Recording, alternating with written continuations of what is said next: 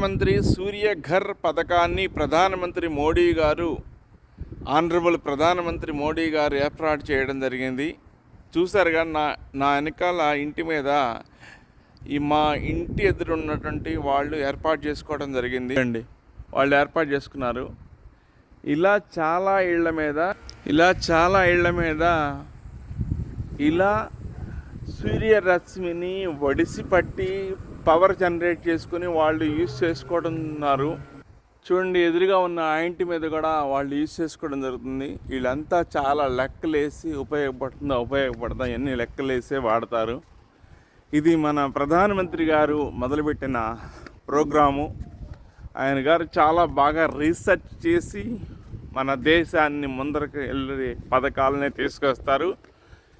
మనం ఇప్పుడు 4వ స్థానంలో ఉన్నాము. ఎకానమీలో 3వ స్థానంలోకి ఎదిగే పొజిషన్లో ఉన్నాము. ఎదగాలంటే మీరు